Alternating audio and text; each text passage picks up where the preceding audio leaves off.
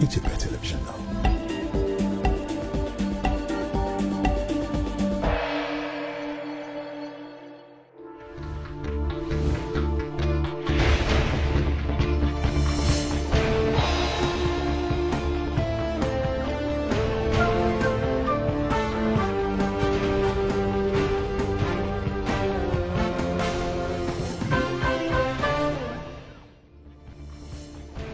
እንዴት አምሽታችኋል የተወዳችሁ ተመልካቾቻችን? የኢትዮጵያ ቴሌቪዥን እየተከታተላችሁ ትገኛላችሁ። ከምሽቱ 2 ሰዓት ሆኗል።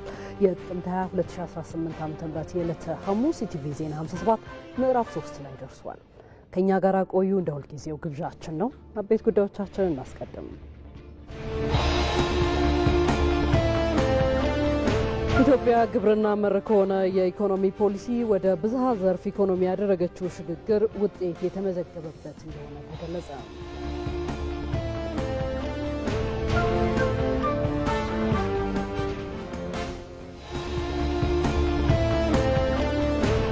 ኢትዮጵያ አሁን ላይ ያዘችው የኢኮኖሚ እድገት መፍጠርና መፍጠን ላይ ትኩረት ያደረገውን የመደመር መንግስት ሐሳቤን በሚገባ ልትተገብር እንደሚገባ የዘርፉ ምሁራን ተናገሩ።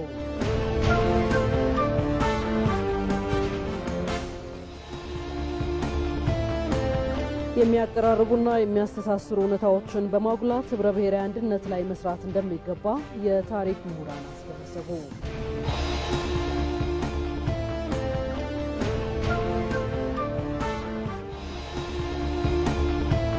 ከውጭ ከመረጥንላችሁ ጉዳይ አሜሪካና ቻይና የንግድ ጦርነቱን ለማቆም መስማማታቸውን የየሀገራቱ መሪዎች አስታወቁ።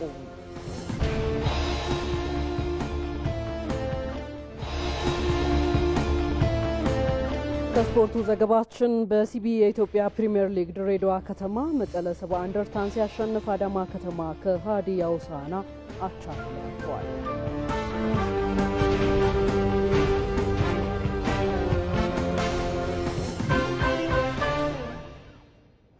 ኢቲቪ ዜና 57ን እየመራው ሮዛ መኮንን አብሬያችሁ ቆያለሁ። ከኛ ጋር እንድትሆኑ እንጋብዛለን። በዛሬው የኢቲቪ ዜና 57 በዋናነት ኢትዮጵያ የኢኮኖሚ ካለፉት ዓመታት በተለይም ለውጡን ተከትሎ በተለያዩ የኢኮኖሚ ሪፎርሞች ውስጥ አልፏል። ከሀገር በቀል ኢኮኖሚ ማሻሻያ እስከ ተሟላ የማክሮ ኢኮኖሚ ትግበራ ድረስም ዘልቋል። ከግብርና ምር ኢኮኖሚ ወደ ብዝሃ ዘርፍም ተሻግሯል። እዚህ ጉዳይ ላይ ታዲያ ምን ውጤቶች ተገኙ፣ በቀጣይ እንዴት መመራት ይገባዋል የሚለው ላይ ትኩረት አድርገን በአጀንዳችን ስንመለከት እንግዳ ጋብዘናል። እንግዳችን እዚህ ስቱዲዮአችን ይገኛሉ። አቶ አሰፋ ሱሙሮ በኢትዮጵያ ካፒታል ገበያ ባለስልጣን ከፍተኛ አማካሪ ናቸው። ወደ ኋላ ላይ ሌሎች ጥያቄዎችን በማንሳት ተጨማሪ የሆኑ ማብራሪያዎችን እየሰጡን ይቆያሉ። ከኛ ጋራ እንድትዘልቁ እንጋብዛለን። ወደ ቀዳሚው ዘገባ ናምራ። የብልጽግና ፓርቲ የ2018 ዓመታዊ የከፍተኛ አመራሮች ስልጠናን ማካሄድ ጀመረ። በመደመር መንግስት እይታ የዘርፎች ምርታ በሚል መሪ ሀሳብ ስልጠናው ለሚቀጥሉት 10 ተከታታይ ቀናት እንደሚሰጥ ተገልጿል። ስልጠናው የአመራሩን እውቀት፣ ክህሎትና አቅም የሚገነቡ ልዩ ልዩ ርዕሰ ጉዳዮች የሚቀርቡበት መሆኑንም ፓርቲው አስታውቋል። በስልጠናው ከ2000 በላይ ከፌዴራልና ከክልል የተውጣጡ ከፍተኛ አመራሮች እንደሚሳተፉ ነው የተገለጸው። ከስልጠናው በተጓዳኝ የመስክ የልማት ስራ ጉብኝቶች የሚካሄዱ መሆኑን ከፓርቲው የማህበራዊ ትስስር ገጽ ያገኘነው መረጃ ያመላክታል።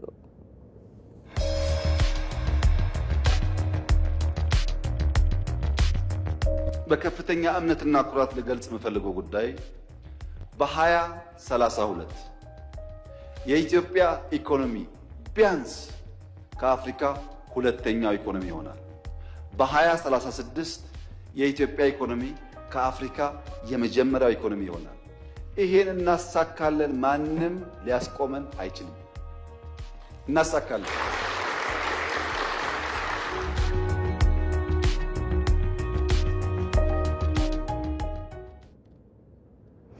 ምክትል ጠቅላይ ሚኒስትር ተመስገን ጥሩነህ በምስራቅ ሸዋ ዞን በከፍተኛ የመንግስት የስራ ኃላፊዎች የተደረገውን ጉብኝት ተከትሎ አርሶ አደሩ ከተረጂነት እየተላቀቀና የተፈጥሮ ሀብትን በአግባቡ መጠቀም ያለውን ውጤት የሚያሳይ ስራ እየሰራ መሆኑን ተናገሩ።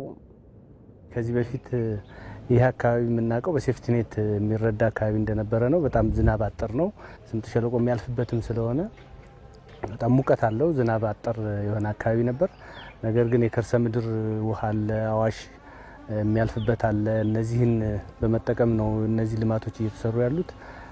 እና ምን ያህል ከተረጅነት ወደ አምራችነት አርሶ አደራችን እየተቀየረ እንደሆነ ነው የምናይና ይሄ ሙዝ ክላስተር ከዚህ በፊት የዞን አስተዳዳሪ ሲነግሩን ሙዝ ከአርባ ምንጭ ድረስ ወደ እነዚህ አካባቢዎች ይመጣ እንደነበር ነው የነገሩን። ከዚህም ባለፈ ደግሞ ማምረት አርሶ አደሩ እንደዚህ አትክልትና ፍራፍሬ ስንዴ ማምረት እየተለማመደ ሲመጣ ደግሞ የገበያ ሁኔታም ትልቅ ማነቆ እንደነበር፣ አሁን ግን የገበያ ሁኔታም ተፈቶ አርሶ አደሩ ከአዲስ አበባ በቅርብ ርቀት እንደመገኘቱ የትራንስፖርት ወጪ ካልሆነ በስተቀር ከአዲስ አበባ ብዙ ልዩነት የሌለው ዋጋ እዚሁ ምርቱን እንደሚሸጥ ነግረውናል።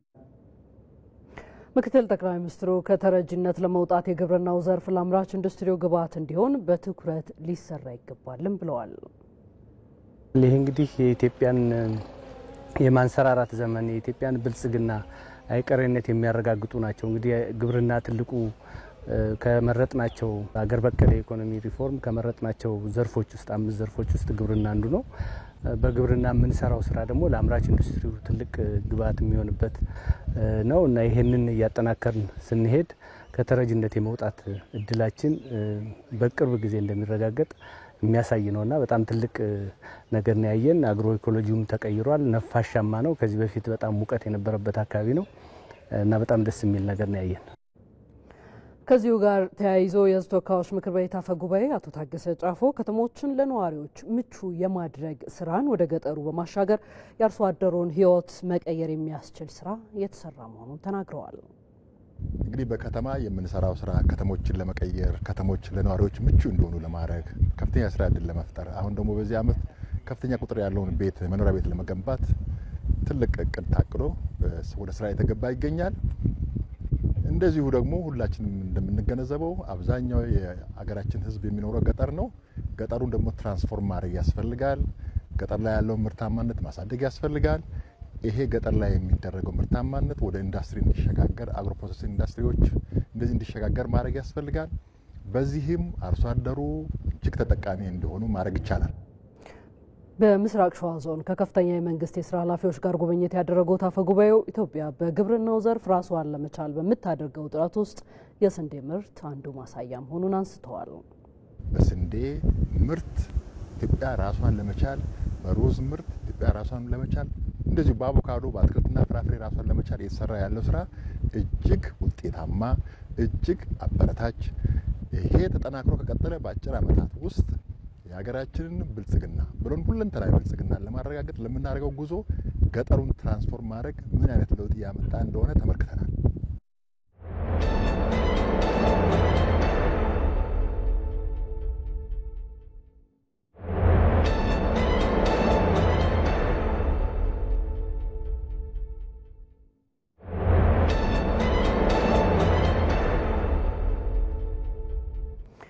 ኢቲቪ ዜና 57 ላይ ናችሁ። ወደ አጀንዳ ጉዳያችን ተሻግረናል። የዛሬው አጀንዳችን የኢኮኖሚ ማሻሻያዎችን እንዲሁም ደግሞ ከግብርና መር ወደ ብዝሃ ዘርፍ ኢኮኖሚ መር የተደረገው ሽግግር ላይ ትኩረቱን በማድረግ ወደ እናንተ ይደርሳል።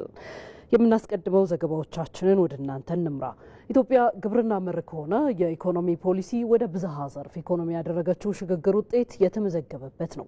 ዘርፈ ብዙ የኢኮኖሚ ምንጮችን የማስፋት ሀገራዊ ትልም የሆነው ይህ ሪፎርም እምቅ ሀብትን በመግለጥና በመጠቀም ለሀገር እድገት የሚያበረክተው አስተዋጽኦ የጎላ እንደሆነም ይገለጻል። ምንተስኖት ይልማ ተጨማሪውን ይዟል።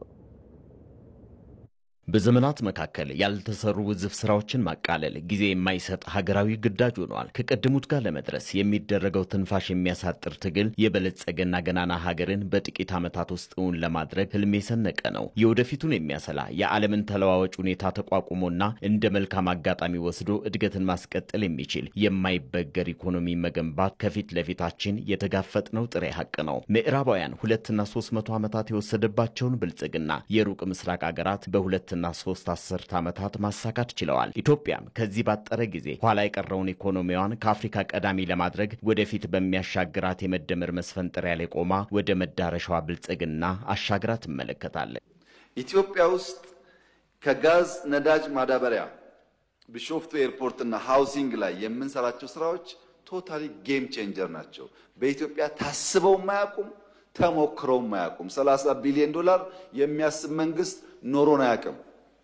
እነዚህ 3 ፕሮጀክቶች የተከበረው ምክር ቤት መላ ኢትዮጵያ ተባብረን ማሳካት ከቻል የኢትዮጵያን መጻኢ እድል እና የልጆቻችንን ተስፋ በከፍተኛ ደረጃ የሚወስኑ ናቸው። ቻይና ከእርሻ ወደ አምራችነት ከአምራችነት ወደ ከተሜነት ያደረገችው ሽግግር ዛሬ ዓለምን ያስደመመ የኢኮኖሚ እድገትን በማስመዝገብ ሻንጋይን የመሳሰሉ የኢኮኖሚ ማዕከል የሆኑ ከተሞችን መገንባት እንድትችል አድርጓታል። ግብርና መር የኢኮኖሚ ፖሊሲን ስትከተል የኖረችው ኢትዮጵያ በአንድ ዘርፍ ላይ የተንጠለጠለ ኢኮኖሚዋ ለዘመናት ጠፍንጎ ከያዛት ድህነት ነፃ ሊያወጣት ባለመቻሉ ወደ ብዝሃ ዘርፍና ብዝሃ ተዋናይ የኢኮኖሚ አቅጣጫ ፊቷን በመመለስ ስብራቷን የሚጠግን አዋጭም አቋራጭም መንገድ መርጣለች። በዚህም ከለውጡ ወዲህ ተግባራዊ በተደረገው የተጠና የማክሮ ኢኮኖሚ ፖሊሲና ሀገር በቀል የኢኮኖሚ ሪፎርሞች ሀገራችን ፈጣንና ቀጣይነት ያለው እድገት እያስመዘገቡ ከሚገኙ የዓለም ሀገራት አንዷ መሆን ችላለች።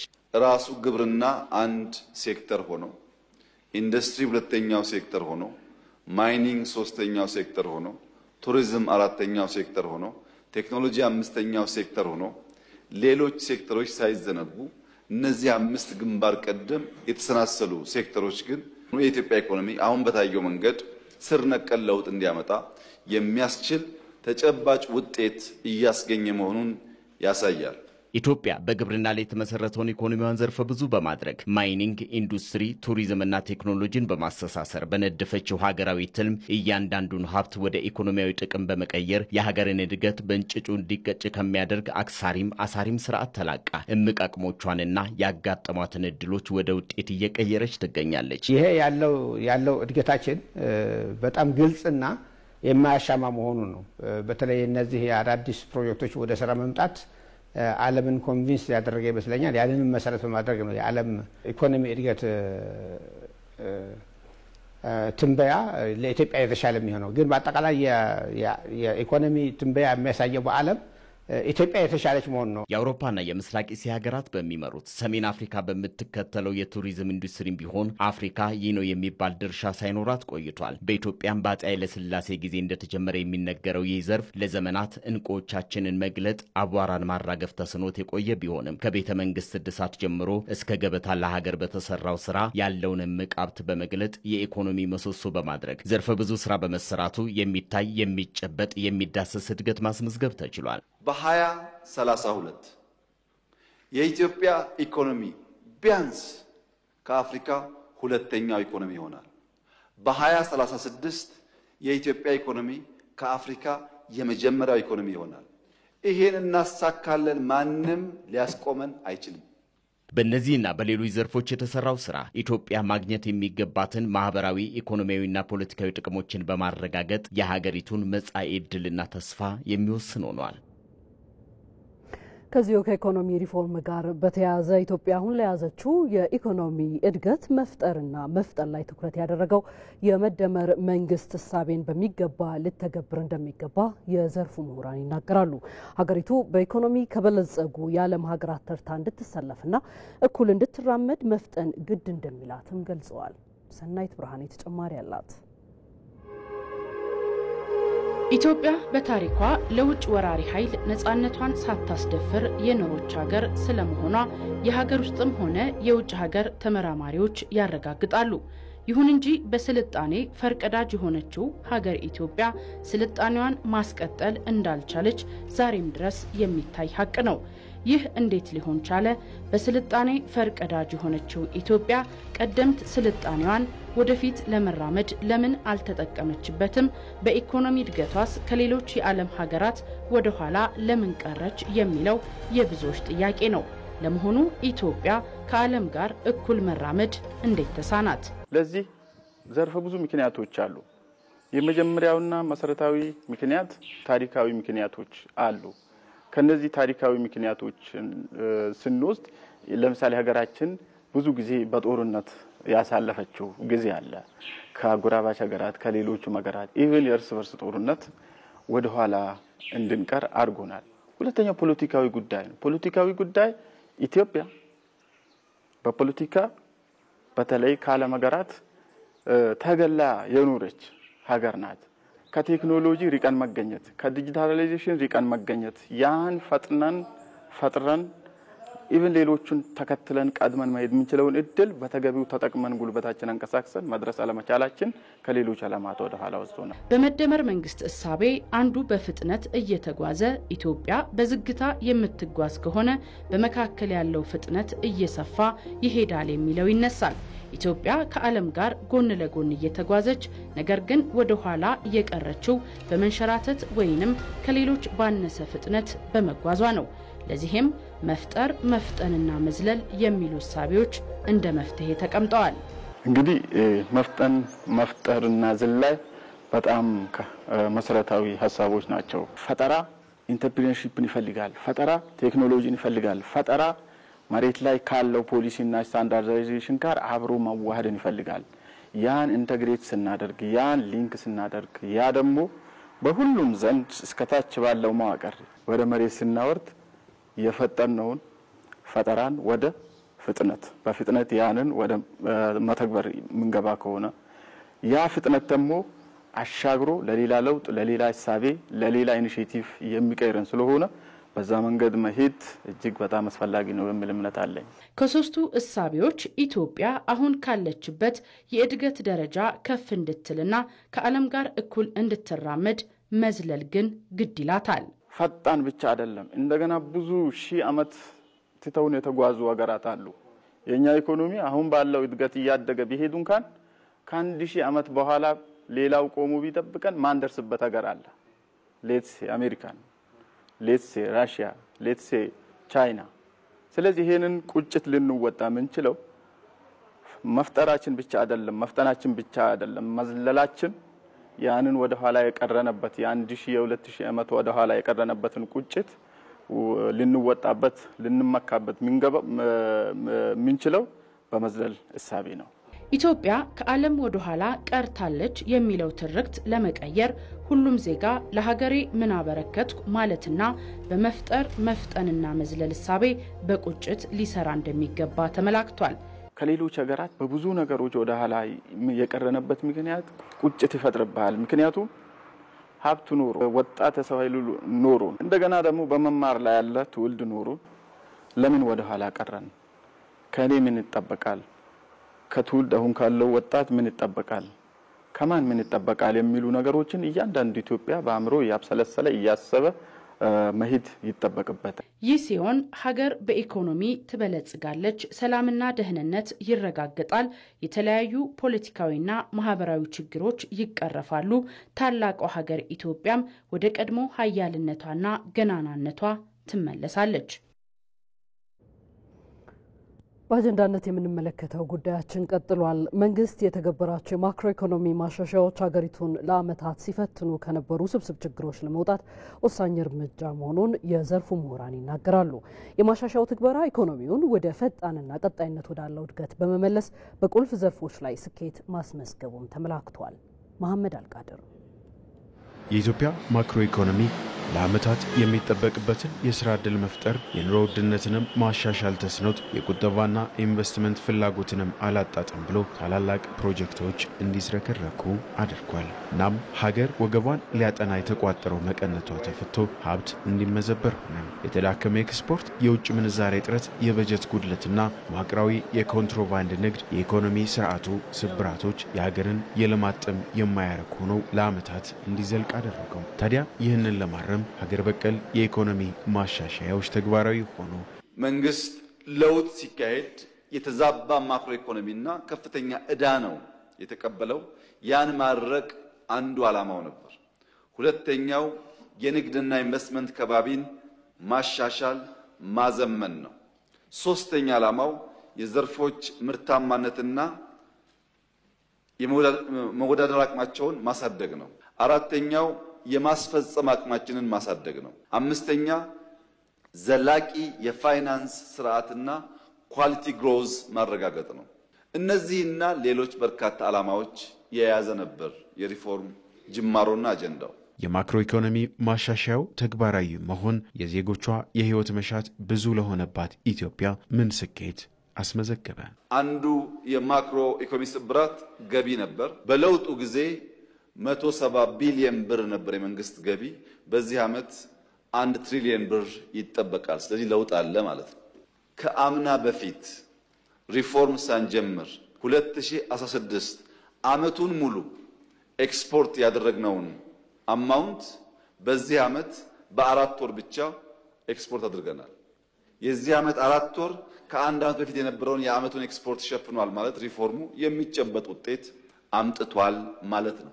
በሪፎርሙ ምክንያት ከ4 እስከ 4.5 ቢሊዮን ዶላር የሚጠጋ የዕዳ ሽግሽግ ተደርጓል። ይህ ታላቅ ድል ነው፣ የሪፎርሙ ውጤት ነው።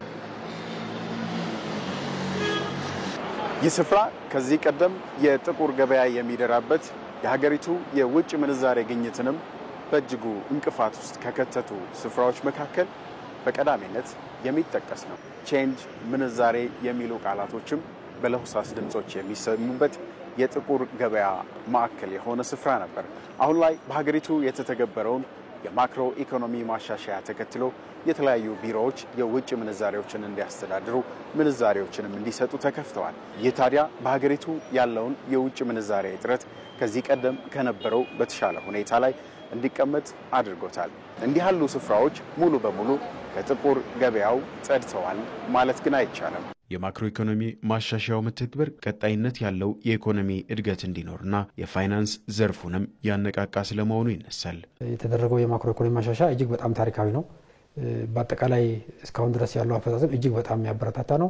አንደኛ የምንዛሬ ግብይቱ በተረጋጋ መልኩ ነው እየቀጠለ ያለው። የውጭ ምንዛሬ ግኝት በከፍተኛ ደረጃ ያደገበት ዓመት ነው። ኤክስፖርታችን ከባለፈው ዓመትና ከብዙ ዓመታት ጋር በሚታይበት ጊዜ እጅግ በጣም ከፍተኛ እድገት ነው ያለው። በውጭ ምንዛሬ አቅርቦት ረገድ ከፍተኛ የሆነ ውጭ ምንዛሬ መልሰን ለገበያው ነፃ ስለሆነ ለአስመጪዎች ለግሉ ዘርፍ አስመጪዎች በስፋት ማቅረብ የቻልንበት ነው። ይሄን በመሆኑ ምክንያት የገበያ መረጋጋት በደንብ እያየን ያለንበት ነው። እንደ ሀገርም ቢሆን እንደ ባንክም ቢሆን ያለ የውጭ ምንዛሪ ክምችት እንዲያድግ ከፍተኛ አስተዋጽኦ አድርጓል። እየተተገበረ ያለው የማክሮ ኢኮኖሚ ማሻሻያ የኢኮኖሚ እድገቱን ፈጣንና ቀጣይነት እንዲኖረው በማድረግ ያበረከተ ያለው አስተዋጽኦ የላቀ መሆኑና የፋይናንስ ዘርፉን በማነቃቃት እንዲሁም የውጭ ምንዛሬ ግኝትን በማሻሻል ስኬት እያስመዘገበ መሆኑ ይነገራል። ኢቲቪ ዜና 57ን እየተከታተላችሁ ትገኛላችሁ። የተወደዳችሁ ዛሬ በአጀንዳነት ያነሳነው ጉዳይ ላይ ነው ትኩረት ያደረግነው። የኢትዮጵያ ኢኮኖሚ ማሻሻያ ግብርና መር ወደ ብዝሃ ዘርፍ ኢኮኖሚ ዘርፍ ያደረገችውን ሽግግር ያመጡ ውጤቶችና እዛ ጋር የሚገናኙ በቀጣይ መሰራት አለባቸው ትኩረታችንን አድርገናል። ቀደም ሲል የተከታተላችኋቸው ዘገባዎችም እዛ ላይ ያተኮሩ ናቸው። በዚህ ርዕሰ ጉዳይ ላይ ታዲያ ተጨማሪ ሆነ ማብራሪያ ሊያደርሱን እዚህ ስቱዲዮአችን ቀደም ሲል እንዳስተዋወቅናችሁ እንግዳ ጋብዘናል። እንግዳችን በኢትዮጵያ የካፒታል ገበያ ባለስልጣን ከፍተኛ አማካሪ የሆኑት አቶ አሰፋ አስመሮ ናቸው። ከሳቸው ጋር ቆይታ የምናደርግ ነው የሚሆነው። አቶ አሰፋ እጅግ አድርጌ አመሰግናለሁ ሰዓቱን ሰጥተውን በዚህ ሰዓት እዚህ ስቱዲዮአችን ስለተገኙ እንኳን ደህና መጡ። አመሰግናለሁ ሮዛ። መልካም እንግዲህ ቀደም ሲል በተወሰነ መልኩ ተከታትለውታል ብዬ አስባለሁኝና የኢትዮጵያ ኢኮኖሚ ሪፎርም በተለይ ያደረገቻቸው ሂደቶች ፈጣን የኢኮኖሚ እድገት እንዲመዘገብና ከድህነት ለመውጣት እየተደረገ ያለውን ጥረት እንዴት ያግዛል ልንል እንችላለን ከሚለው ሀሳብ እንነሳ። እሺ አመሰግናለሁ። ባለፉት ጥቂት ዓመታት በሀገር በቀል የኢኮኖሚ ማሻሻያ ፕሮግራም መንግስት በሁለት ደረጃ የተከፈለ የመጀመሪያው ደረጃ ከ2019 ጀምሮ ለ4 ዓመታት የሄደ ለ3-4 ዓመታት የሄደ የኢኮኖሚ ሪፎርም ፕሮግራም ነበር። ከዛ በኋላ ደግሞ የሁለተኛው ፌዝ የሀገር በቀል የኢኮኖሚ ማሻሻያ ፕሮግራም መንግስት በኢኮኖሚ ውስጥ የተፈጠሩትን ችግሮችን ለማስተካከል የወሰዳቸው ሜጀሮች አሉ እና እነኚህ የኢኮኖሚ ማሻሻያ ፕሮግራሞች በዋናነት ያው ሲነሳ መነሻው ምንድነው? ከጥቂት ዓመታት በፊት ከ2019 ዓመት በፊት በነበሩት ጊዜያት ኢኮኖሚው ብዙ ሲያድግ ነበር። ከዛ በኋላ ኢኮኖሚ በአብዛኛው የመንግስት ኢንቨስትመንት ላይ የተመሰረተ እድገት ስለነበረ የተፈጠሩ መዛባቶች ነበሩ። በኢኮኖሚ ውስጥ የተፈጠሩ መዛባቶች በዋናነት የማክሮ ኢኮኖሚክ ኢምባላንስ መዛባት፣ የስትራክቸር የኢኮኖሚ የመዋቅር መዛባት እንዲሁም ደግሞ የሴክተሮች መዛባት በሶስት ዋና ዋና መሰረቶች ላይ መዛባቶች ተፈጥረው ነበር። ያንን ለማስተካከል እነኚህ የኢኮኖሚ ማሻሻያ ፕሮግራሞች እያንዳንዱን በመጀመሪያ በአጭር ጊዜ የታሰቡ መንግስት አድረስ ሊያደርጋቸው ሊያመጣ ያሰባቸውን ነገሮች ለምሳሌ በዋናነት የውጭ የፎሬን ከረንሲ ኢምባላንስ የውጭ ምንዛሪ ክምችታችን በጣም ወድቆ ነበረ። የተዛባ የውጭ ምንዛሪ ሚዛን ነበረን። እሱን ለማስተካከል የተወሰዱ እርምጃዎች አሉ። እንደገና ደግሞ አጠቃላይ የኢኮኖሚው የማክሮ ኢኮኖሚው መዛባት ነበረ። የዋጋ ንረቱ የዋጋ ንረቱ እና ሌሎች የማክሮ ኢኮኖሚክ መዛባቶች ተፈጥረው ነበር። እነኚህን ሁሉ ለማስተካከል የአጭር ጊዜ እርምጃ ተወስዷል። በዚህ የአጭር ጊዜ ሜዥር ላይ ለውጦች ታይተዋል። ለምሳሌ የውጭ ምንዛሪን በተመለከተ ከለውጡ በፊት የትይዩ ገበያውና የኦፊሻል ገበያው የምንዛሬ ሁኔታ በጣም ልዩነት ነበረው። ለምሳሌ የ100% ልዩነት ነበረው በትይዩ ገበያውና በዋናው ገበያው መካከል ማለት ነው። በተወሰዱት እርምጃ የመዋቅር ማሻሻያ በተለይ ከአንድ ዓመት በፊት ጁላይ 2024 መንግስት የውጭ ምንዛሪ በገበያ መር ስርዓት እንዲመራ ባደረገበት ወቅት እነኚህ በ100% ልዩነት የነበረው በውጭ በትይዩና በኦፊሻል ሬት መካከል የነበረው ልዩነት አሁን ወደ 12% አካባቢ ሆኗል። ይሄ ምንድነው? ኢኮኖሚው ቀደም ሲል ባልተገባ የውጭ ምንዛሬ ስርዓት ውስጥ ይሄድ እንደነበረ ነው የሚያሳየው እና ይሄ መሻሻል የውጭ ምንዛሬ ክምችታችንን ቀደም ሲል የውጭ ምንዛሬ ክምችታችን በጣም ወርዶ ነበረ። ባለፉት አንድ ዓመታት ከተወሰዱት የመዋቅር ማሻሻያ ፕሮግራሞች የተነሳ የውጭ ምንዛሬ ክምችታችን በጣም አድጓል። ቀደም ሲል ከአንድ ወር ያነሰ ኢምፖርት ከቨር የሚያደርግ የውጭ ምንዛሪ ክምችት ነበረን። አሁን ግን እስከ 2 ወርና ከዛ በላይ ኢምፖርት ማድረግ የምንችልበትን የውጭ ምንዛሪ ክምችት ማስተካከል ችለናል። ሌላው የመንግስት ፋይናንስ የመንግስት የበጀት ጉድለት ስንመለከት ሰፊ የሆነ የበጀት ጉድለት ነበረን። ኢኮኖሚ ማሻሻያ ፕሮግራሙ ከመጣ በኋላ ግን መንግስት በወሰዳቸው እርምጃዎች የመንግስት የፋይናንስ ጉድለቶች ተስተካክለዋል። ለምሳሌ ቀደም ሲል መንግስት በአብዛኛው ከብሔራዊ ባንክ በቀጥታ ገንዘብ በመውሰድ ለመንግስት ፋይናንስ ይጠቀም ነበር። ግን ይሄ ከኢኮኖሚ ማሻሻያ ፕሮግራሙ የተነሳ መንግስት ያንን አሁን አቁሟል። ገበያ መር የሆነ የበጀት ጉድለትን የመሸፈን አካሄዶች እየተከተለ ነው ማለት ነው እና እነኚህ ሁሉ የመዋቅር ማሻሻያ ፕሮግራሞች በጣም ብዙ ለውጥ አምጥተዋል። ኢኮኖሚን ከማሳደግ አንግል ለምሳሌ የኤክስፖርት ሴክተራችንን ብንመለከት ከነኚህ የመዋቅር ማሻሻያዎች እርምጃዎች የተነሳ የኢትዮጵያ ኤክስፖርት ቀደም ሲል ለምሳሌ 2023/24 ላይ አጠቃላይ ኤክስፖርት ገቢያችን ወደ 3.4 ቢሊዮን አካባቢ ነበር። ባለፈው ዓመት ግን ከ100% በላይ የኤክስፖርት ከውጭ ገበያ የውጭ ምንዛሪ ማግኘት ይችላል። ወደ 8.4 ቢሊዮን በጣም ትልቅ የሆነ መሻሻል ነው።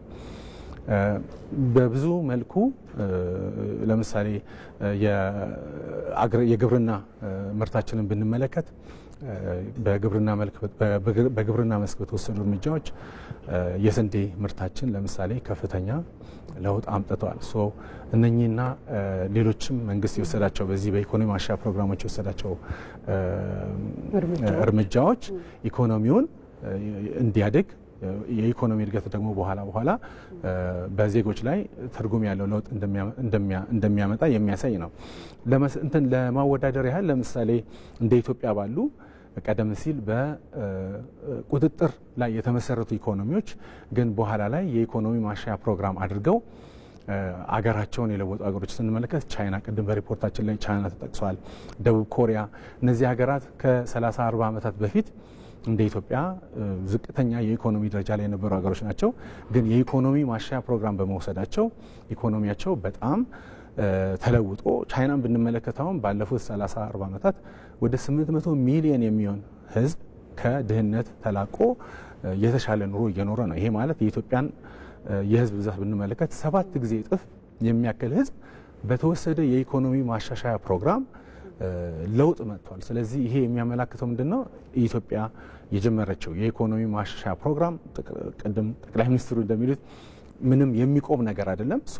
ለውጡ የሚታይ ነው። በቃ ሞሜንተም ለእድገት የሚያስፈልገው ሞሜንተም ኤስታብሊሽድ ሆኗል በተለያየ ሁኔታና ስለዚህ እዚህ ላይ እንደው አቶ አሰፋ ጨምረው እንዲያነሱልኝ ነው በተለይ እነዚህ የኢኮኖሚ ማሻሻያዎች ከሀገር በቀል እስከ ተሟላ ማክሮ ኢኮኖሚ ድረስ የተሄደበት ትግበራው እንደዚህ አይነት ማሻሻያዎችን ካመጣ ብዝሃ ዘርፍ ኢኮኖሚ አድርገን መቀጠላችንስ ምን አስተዋጽኦ አድርጓል ማለት እንችላለን ለእድገቱ? ያ ብዝሃ ዘርፍ ምንድነው? አንድ ኢኮኖሚ በአንድ የኢኮኖሚ ሴክተር ወይም ሴግመንት ላይ ተመስርቶ የኢኮኖሚ እድገቱን ለማሳለጥ ከሞከረ ችግሩ ምንድነው? ለምሳሌ ግብርና የኛ ኢኮኖሚ በአብዛኛው ግብርና ላይ የተመሰረተ ነው። ግብርናችን ላይ ብቻ ፎከስ አድርገን ብንሰራ የአየር ንብረት ለውጥ የመሰለ አደጋ በሚከሰትበት ሰዓት ግብርናው ይመታል። ግብርናው ሲመታ የኢኮኖሚ መሰረታችን አንድ ነገር ላይ የተመሰረተ ስለሆነ ለችግር እንጋለጣለን። ግን ብዝሃ ዘርፍ ኢኮኖሚ ስንከተል ማኒፋክቸሪንጉን፣ የማይኒንጉን፣ ቴክኖሎጂውን፣ ቱሪዝሙን እነኚህን ሁሉ ሴክተሮች አተኩረን በምንሰራበት ጊዜ ከአጠቃላይ ከነኚህ ከተለያዩ ኢኮኖሚክ ሴክተሮች የሚመጣው አውትፑት አንደኛ በድምሩ ብዙ ነው የሚሆነው። ሁለተኛ ደግሞ ቅድም እንዳልኩት ሪስክ ያው አደጋዎች ይኖራሉ። እንደ ትልቅ አገር 130 ሚሊዮን ህዝብ ያለው ጂኦግራፊካሊ በጣም ትልቅ የሆነ አገር አንድ ነገር ላይ ተመስርተን ስንሰራ ለአደጋ እንጋለጣለን። ግን ይሄ ዳይቨርሲፋይድ የሆነ ብዝሃ ዘርፍ ላይ የተመሰረተ ኢኮኖሚ በሚሆንበት ሰዓት ሪስኮችን በአንዱ ኢኮኖሚ ሴግመንት ወይም ሴክተር ላይ የሚያጋጥም አደጋን ከሌላው ኮምፐንሴት እናደርጋለን እና ብዙ ቤኔፊት አለው። ሌላው ጂኦግራፊካሊ ትልቅ አገር ነን። በተለያየ ጂኦግራፊክ ውስጥ የተለያዩ ሪሶርሶች አሉን። በአሁን ለምሳሌ ቤንሻንጉል ብንሄድ የህዳሴ ትልቁ ፕሮጀክታችን ተመርቆ ስራ ላይ ጀምሯል። ወደ ኦጋዴን ስንሄድ ደግሞ የፈርቲላይዘር የናቹራል ጋዝ ፕሮጀክቶች አሉ። ኢኮኖሚው ራሱ በተለያየ ሴግመንት በተለያየ አካባቢ የተለያየ ሪሶርስ ስላለን እነኚህን በተለያየ የኢኮኖሚ የጂኦግራፊ ኤሪያ ላይ ያሉትን ሀብቶቻችንን አንድ ላይ አድርገን በምንሰራበት ሰዓት ኢኮኖሚያችን በጣም ጠንካራ ነው የሚሆነው። ብዝሃ ዘርፍ ኢኮኖሚ መከተል ምንም አማራጭ የለውም። ቅድም እንዳልኩት ሌሎችም ሀገሮች እነ ኮሪያ እነ ቻይና የሄዱበትን መንገድ እንደዛ ነው። ዘርፈ ብዙ በሆነ የኢኮኖሚ ሴግመንት ላይ ፎከስ አድርገው ስራቸውን ስለሰሩ ትልቅ ውጤት አምጥተዋል። መልካም። አቶ አሰፋ አስሞሮ የካፒታል ገበያ ባለስልጣን ከፍተኛ አማካሪ እዚህ ድረስ ተገኝተው ባነሳን የአጀንዳ ጉዳይ ላይ ማብራሪያዎትን ስላደረሱ እጅግ አድርገን ነው የምናመሰግነው። አመሰግናለሁ።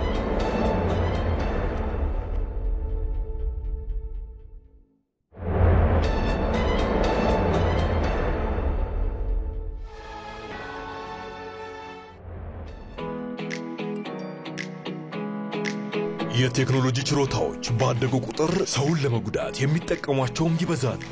የዕለት ጉርሶንም ሆነ ለነገ ያሉትን አንጡራውን ከቀማኞች ለመታደግ ማስተዋልን ይሻል።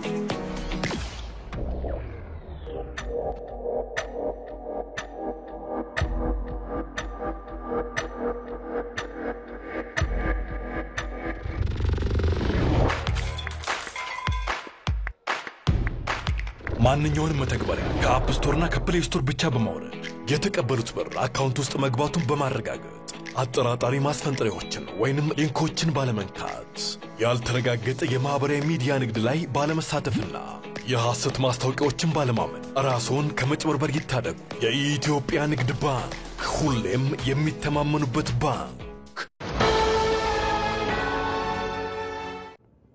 ኢቲቪ ዜና 57 ወደ እናንተ መድረሱን ቀጥሏል። የሚያቀራርቡና የሚያስተሳስሩ እውነታዎችን በማጉላት ህብረ ብሔራዊ አንድነት ላይ መስራት እንደሚገባ የታሪክ ምሁራን አስገነዘቡ። በተለይም የወል ትርክትን ለመፍጠር ህብረ ብሔራዊ አንድነትን ማጠናከር ላይ ትኩረት እንዲሰጠውም ተጠይቋል። ሙሉ ግርማይ ሀገር ተወረረች ሲባል ባርነትና ጭቆናን አሻፈረኝ እያለ በአንድነት የተማመው የሀገሬው ሰው አንድም ብዙ መሆኑን ያሳየበት ታላቅ የተጋድሎ ታሪክ ነው። ባህል፣ ቋንቋ፣ ብሔር፣ ፖለቲካዊ አመለካከትና እምነት ሳይገድበው ለነጻነቱና ለሉዓላዊነቱ ሳይደራደር በአንድነት ቆሟል። ይህ ከኢትዮጵያውያን አልፈው ለጥቁር ህዝቦች ሁሉ የታሪክ ጥፋት የሆነው የአድዋ ድል የኢትዮጵያ ህብረ ብሔራዊነት ደምቆ የታየበት የታሪክ ሀብትና ቅርስ ነው። ኢትዮጵያውያን አብሮ የመኖር ብቻ ሳይሆን ሀገረ መንግስትን ለረጅም ዘመን በማጽናት ለሀገር ዳር ድንበር አብሮ በመሰዋት ሞትን የተጋሩ ህዝቦች ናቸው። በአድዋ ድል ቁርሾን ወደ ጎን በመተው ሀገርን አስበልጠው ከብረት የጠነከረ አንድነታቸውን አሳይተዋል። ይህ ከትውልድ ወደ ትውልድ የሚሸጋገር ለታላቅ ትርክት መሰረት የሚሆን አኩሪ ታሪክ ነው። ኢትዮጵያ እንዲህ ያለ ታሪክ ቢኖራትም በሌላኛው ገጽ በሀገረ መንግስት ግንባታ ሂደት ላይ ጥያቄዎችና ቅራኔዎች ሲነሱ ቆይተዋል። ከ1960ዎቹ ጀምረው በኢትዮጵያ ፖለቲካ መድረክ ገንግኖ የወጣው የማንነት ጥያቄም በጎል ይነሳል። ስንዋጋ ባልሆነ ተረክ ስንጣላ ስንጋደል ሀብት ለሀብት ስንናጠቅ ሲነጥቅ አንዱ ገዥ ሲሆን ሌላው ተገዥ ሲሆን አንዱ የበላይ ሲሆን አንዱ የበታች ሲሆን እንደዛ በዚህ ፍዳ ውስጥ ነው ያለፍነው። ምንዳው ምንድነው? በጣም የሚያስገርመው ነገር ምንዳው ምንድነው? ተጋብተናል፣ ተዋልደናል፣ በእውነት በእምነት ተሳስረናል። ከሁሉ ይበልጥ ደግሞ እዚህ እየተዋጋንም እየተጣላንም የውጭ ኃይል ሲመጣ አንድ ላይ ቆመናል። አንድ ላይ ቆመን እቺን መሬት እቺን ምድር ጠላት አይረግጣትም ብለን ተዋግተን ኢትዮጵያ ቀለመ ብዙ ህብረ ብሔራዊት የሆነች ሀገር መሆኗን የዘነጋው የሀገረ መንግስት ግንባታ ምክንያትም ሀገሪቱ ቀላል የማይባሉ ውጣ ውረድን ማሳለፍ ችላለች። ብዝሃነትን ያማከለ ጥያቄ ያነገቡ ትግሎች እንዳሉ ሁሉ አፍራሽ ትርክቶች እንዲናኙ በማድረግ በህዝብ መካከል የጠብ ግድግዳን በማቆም እንደ ፖለቲካ መሳሪያ የተጠቀሙም አልጠፉ። የኛ ታሪክ ይሄ የትርክታችን አፍራሹ ትርክታችን በአብዛኛው የሚመነጨው የጨቋይ ተጨቋይ ትርክት ላይ ነው። የበዳይ ተበዳይ ትርክት ላይ ነው። ስለዚህ ይሄንን የበዳይ ተበዳይ የጨቋይ ተጨቋይ ትርክቶቻችን ላይ እያስተካከል መሄድ ይኖርብናል። ብዝሃ ቋንቋ፣ ብዝሃ ባህልና ብዝሃ ማንነት የኢትዮጵያ ተጨባጭ እውነትና ውበት ነው። ይህ የኢትዮጵያ ጸጋዎች እንጂ ስጋት አለመሆኑን መገንዘብ እንደ አድዋ ድል ያሉ ታሪካዊ ተጋድሎች ምስክር ናቸው። ጣሊያኖች የታያቸው ልዩነት ቢሆንም በገሃድ የፈነጠቀው ግን ህብራዊ አንድነት ነው። ከሚከፋፍሉና ከሚያራርቁ ትርክቶች ይልቅ የሚያቀራርቡና የሚያስተሳስሩ እውነታዎችን በማጉላት ህብረ ብሔራዊ አንድነት ላይ መስራት እንደሚገባም የመንግስት አቋም ነው። ታሪካዊና ነባራዊ በደሎችን ከማደብሰስ ይልቅ ቁርሾችን በማስቀረት ወዳጅነት እንዲጎለበት ማድረግም አንዱ መንገድ ነው። ህብረ ብሔራዊ አንድነታችን የሚያጠናክሩ ስራዎች ላይ በሰፊውና ጠንክረን ከሰራን ነጠላ ትርክቶችን እየቀነስን እያደበዘዝናቸው እንሄዳለን ማለት ነው። ስለዚህ የወል የሆነ የጋራ የሆነ ማንነታችን ፍንትው ብሎ መጨረሻ ላይ ሊመጣ ይችላል። ስለዚህ የተረጋጋ ማህበረሰብ የተረጋጋ ሀገር የመፍጠር እድል ይኖረናል ማለት ነው። ኢትዮጵያ ያለመችውን ገዢ ብሔራዊ ትርክትን ለመፍጠርም ህብረ ብሔራዊ አንድነት ላይ መስራት ዘመኑ የሚጠይቀው ነው። ህብረ ብሔራዊ አንድነት የተሳሰረ የተሰናሰለና የተዋሃደ ማንነት አመላካች ነው። ኢትዮጵያውያን ዕጣ ፈንታቸውም የተቆራኘ በመሆኑ እንደ ታላቁ ህዳሴ ግድብ ሁሉ ለጋራ ዓላማና ግብ መቆም መደጋገፍና መተባበርን ያስቀደመ እሳቤን ያነገበ ነው። ወደ ውጭ ዘገባችን ተሻግረናል። አሜሪካና ቻይና የንግድ ጦርነትን ለማቆም መስማማታቸውን የሀገራቱ መሪዎች አስታወቁ። የሁለቱ ሀገራት መሪዎች ያስቀመጡትን ከፍተኛ ታሪፍና የንግድ እገዳ ቢያንስ ለ1 ዓመት እንደሚያነሱ አስታውቀዋል። ለዓለም የንግድ ስርዓት ዋስትና የሚሰጡ ናቸው የሚባሉላቸው እነዚህ ሀገራት የንግድ ጦርነታቸውን መፍታታቸው ለዓለም ንግድ ስርዓት መፍትሄ እንደሚሆን ተመላክቷል። ወደ ስፖርት ዘገባችን እንሻገር። በሲቢ የኢትዮጵያ ፕሪሚየር ሊግ ድሬዳዋ ከተማ መቀለ 70 እንደርታ ሲያሸንፍ አዳማ ከተማ ከሀዲያ ሆሳዕና አቻ ተለያይቷል። የሶስተኛ ሳምንት የሲቢ ኢትዮጵያ ፕሪሚየር ሊግ ዛሬ ቀጥሎ ሲደረግ ሐዋሳ ዩኒቨርሲቲ ስታዲየም የተደረገ የድሬዳዋ ከተማና የመቀለ 70 እንደርታ ጨዋታ በድሬዳዋ ከተማ 2-1 አሸናፊነት ተጠናቋል። ድሬዳዋን አሸናፊ ያደረጉ ግቦችን መሐመድ ኑር ናስርና አቤል አሰበ ሲያስቆጥሩ የመቀለን ብቸኛ ግብ አሰጋኝ ጴጥሮስ ከመረብ አሳርፏል። በአዲስ አበባ ስታዲየም የተደረገው የአዳማ ከተማና ሀዲያ ሆሳዕና ጨዋታ ምንም ግብ ሳይቆጠርበት ተጠናቋል። የተወደዳችሁ ኢቲቪ ዜና 57 የተከታተላችሁትን ይመስል ነበር። በ3 ምዕራፎች ተከፋፍሎ ወደ እናንተ ተሻግሯል። ከኛ ጋር አብራችሁ ስለቆያችሁ እጅግ አድርገን እናመሰግናለን። ሮዛ መኮንን ዜናዎችን የመራው አብሬያችሁ ቆይቻለሁ። ያላችሁበት መልካም ምሽት ይሁንላችሁ።